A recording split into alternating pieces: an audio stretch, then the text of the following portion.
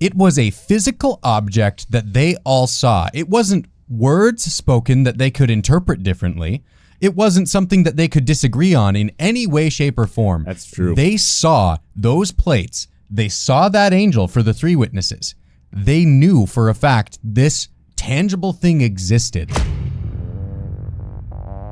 His son writes what his father was speaking in prison. And his father says, "My only consolation is I'm not the first one to be persecuted for the gospel's sake, for something that they'd seen for themselves." If you wanted to take down Joseph Smith, the people who had all the power to do that were the early witnesses. Eyewitness testimony is what's so beautiful about what we have for the Book of Mormon. That's It's good awesome. sauce. Well, some random guy heard David Whitmer say that he saw the plates with his spiritual eyes. So clearly he was just like making this up, right?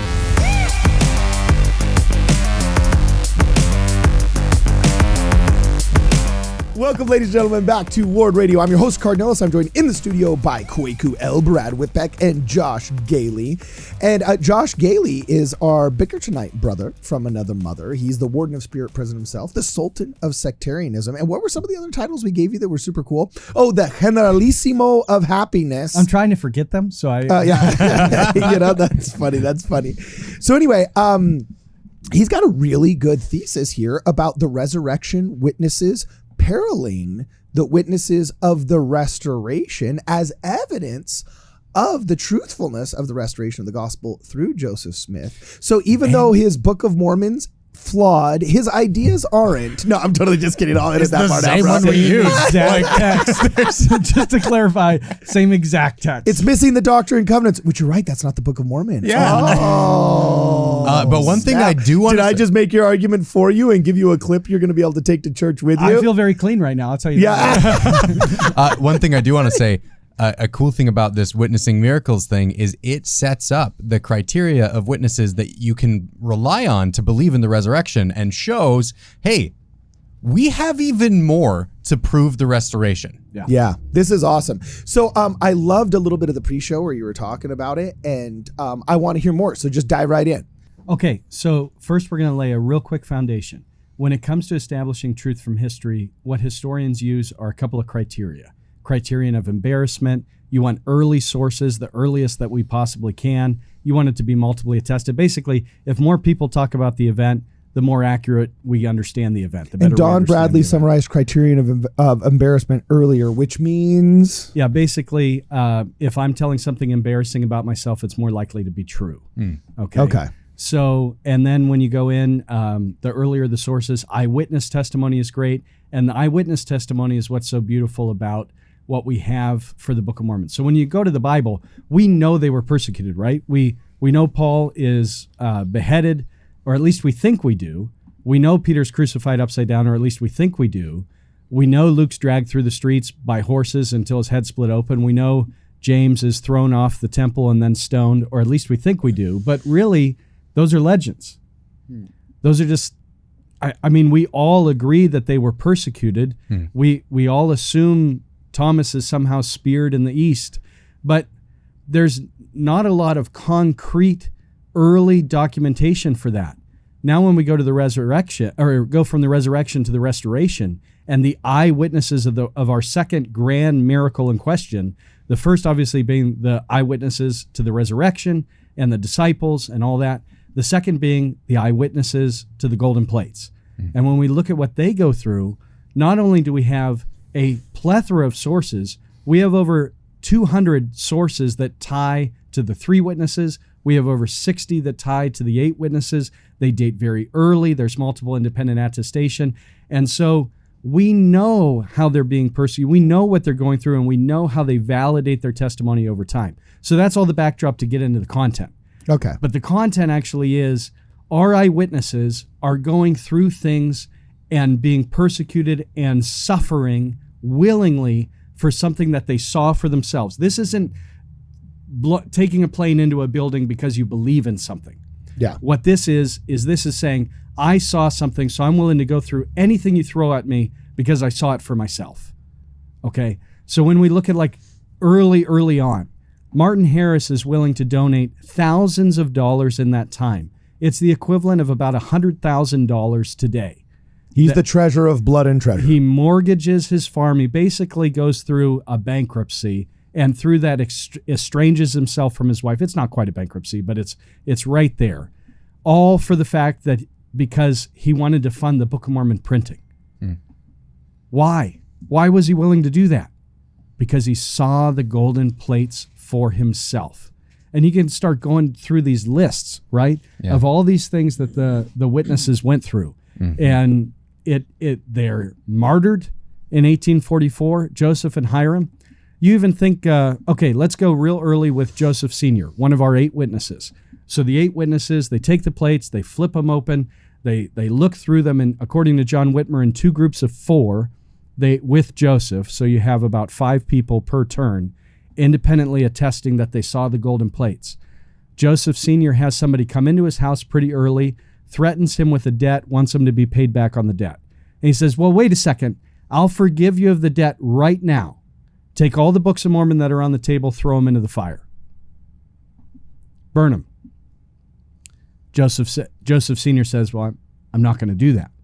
There's no way I'm going to do that. That's the word of God. I saw the golden plates for myself. I'm not going to do this. So he goes to prison. What's he doing in prison? He writes from prison. Actually, Samuel, his son, writes what his father was speaking in prison. And his father says, my only consolation is I'm not the first one to be persecuted for the gospel's sake, for something that they'd seen for themselves. And he says, I'm consoled by Paul. And he's preaching every day in the prison. You know what he does when he gets out of prison? First thing he does, Cardin, that first Sunday? What? Baptizes 2 people that converted because of his testimony from prison. Whoa, rock on. That's it's good awesome. Sauce. Okay, yeah. Hiram from Liberty Jail writes, and by the way, during Liberty Jail, Joseph Sr. dies because it's such a hard journey away from Far West, willing to die for their testimonies. Okay, so Hiram from Liberty Jail writes a letter to literally comfort the church. Here they are in the basement of a prison house where if you light a fire, you're getting consumed with smoke, okay? And there's very little food. It's cold. And he writes a letter to the saints and basically says, I'm suffering for what my eyes have seen and what my hands have held. And he was willing to be persecuted and suffer for the truth of his eyewitness. At what point Hiram Page is taken through the streets, beaten to a pulp, and they say, well, you know, this damned Mormon, and forgive my French, that's the words that were used when they were beating him up. Yeah. Okay? And they say, he's not going to refuse until we kill him. So they left him for dead. He wasn't quite the same for a couple months afterwards, being willing to suffer because he would not refuse the Book of Mormon. Why wouldn't he refuse it? He saw the golden plates for himself. I can go on all day. Yeah. And here's the thing that's fascinating. I think it's really interesting. Sometimes you'll hear people say like, oh, well, some random guy heard David Whitmer say that he saw the plates with his spiritual eyes. So clearly he was just like making this up, right? And they'll take this random account, like you're saying, these are the eyewitnesses themselves, what they said. And like this random person says, no, he said this other thing, which means he didn't really see it.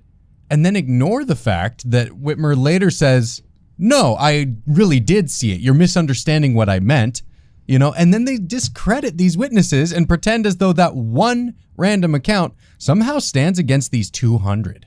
And so we're basically debunking a lot of false claims made against the early witnesses of the church and saying they don't resemble charlatans. They don't resemble conmen. They actually resemble the purest, deepest, and most beautiful representatives and eyewitnesses to the resurrection of Jesus Christ in the ancient church. Exactly. Mm-hmm. Yeah, but you guys, the fact of the matter is it was still a false gospel, and the only way to know if something's true is just obey what the mainstream Christians say, and you're now guilty of wrong thing. Who cares about their suffering and their testimony as if that's biblical?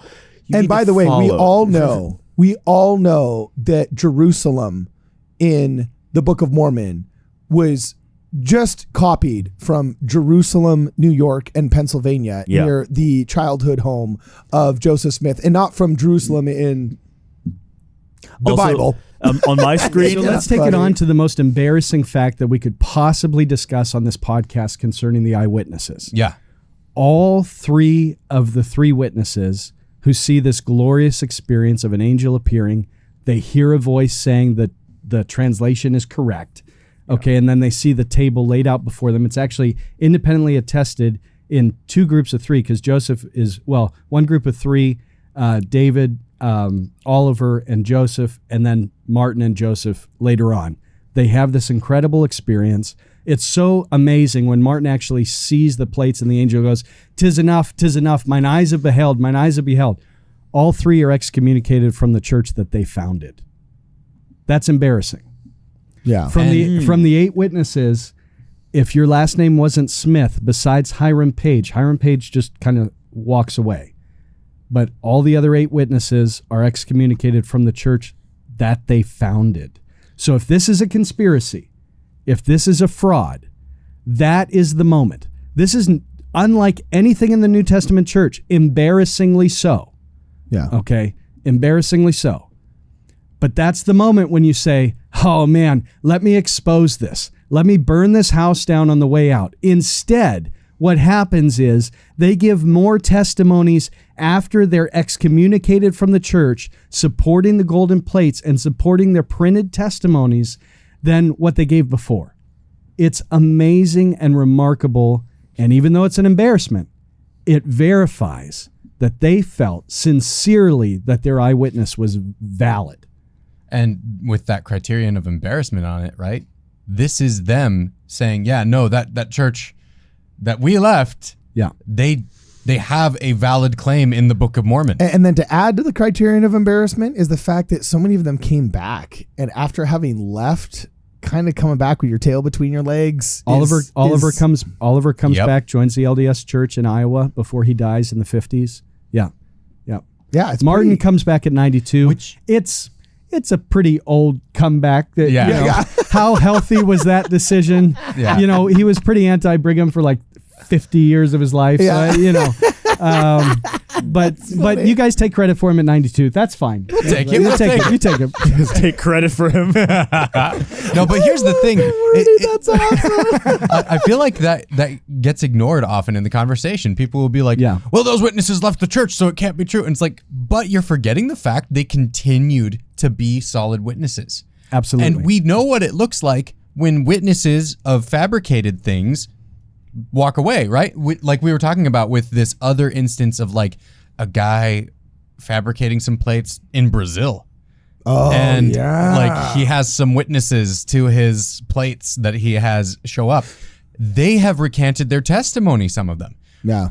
That didn't happen with Joseph Smith and the Book of Mormon. Yeah. In fact, like in Far West, there was actually persecution from within the church. Also a little embarrassing, right? Mm-hmm. Persecution from within the church, threats from within the church, threatening the lives of some of the witnesses. And in this moment, Oliver and David have a moment with an apostle, William McClellan. And there's actually a reward on their life at that point for like $2,000, $2,500 to bring him in. And William I'd kill a man for that. Yeah, I mean, Kwaku was...